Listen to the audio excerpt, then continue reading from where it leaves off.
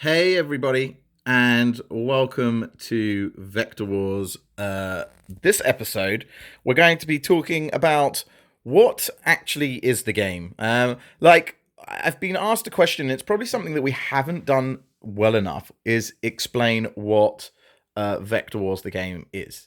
Um, and in the simplest form, and why people should buy it, why people should be jumping on board, why people should want to play Vector Wars. Like, why not play any other two-player game, or why play any other game? Full stop. Like, why anybody would want to play this game? Obviously. That is key to any question, and the answer to that is that you're going to have lots of fun, I suppose. Ultimately, having fun is why we play board games, and that's why this is important. This is going to be important just for that point and that point alone. But there is another reason, and that is that Vector Wars is completely different to anything you've played anywhere else.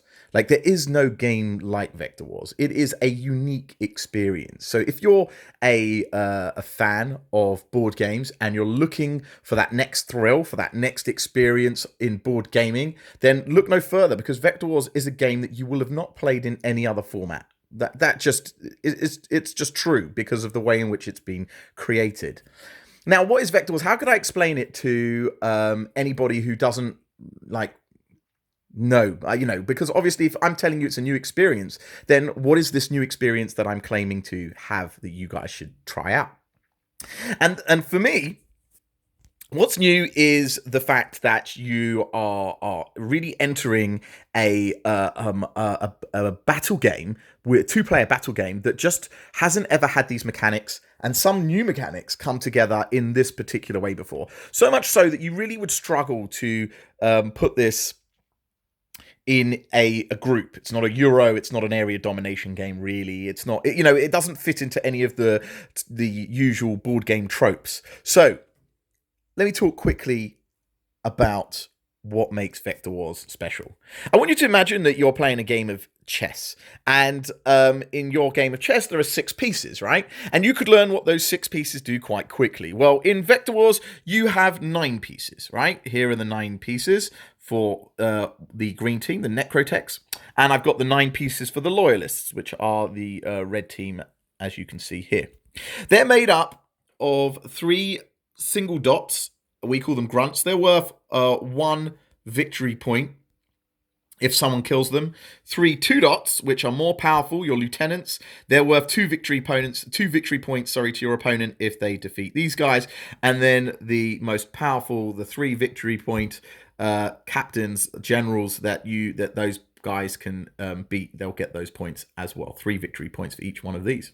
So, similar to chess, you want to try and defeat your opponent's stuff, but different to chess, they're gonna want to checkmate you. You're gonna want to get destroyed. Whereas in Vector Wars, you're not. That's not what this is about. The whole point of Vector Wars is to achieve the most number of victory points, which means that you have a different route. For example, the Loyalists, they are very good at making money, and money is one of the ways to win Vector Wars, because each credit is worth a victory point at the end of the game. So not just killing your opponent's character is worth victory points, but the money is as well. Now, great and all having an interesting 2-player battle game, but imagine that you were playing chess and you were losing. And at that point, it's very, very difficult to come back. You're going to have to come up with some clever strategy, which is the same for Vector Wars. You would. If you were losing, you'd still have to come up with some clever strategy to try and come back.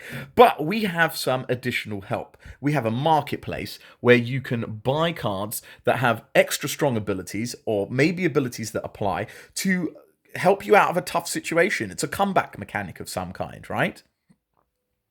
So it's quite a useful and important mechanic in the game to help those players who are struggling at that point in the game rebalance the situation. So we have money management, we have battling, we have characters who have different strengths and weaknesses that you're going to be able to look and determine for yourself.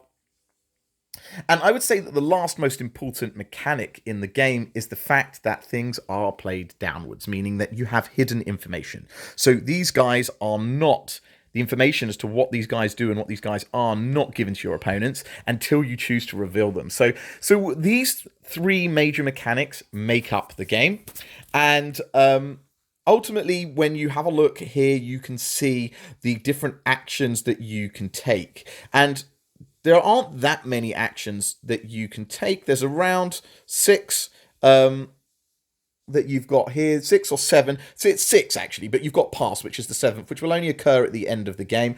And then you have a few free actions that you can take. So another 4. So in total, you've got 10 actions, 10 theoretical actions that you could take during each of your turns.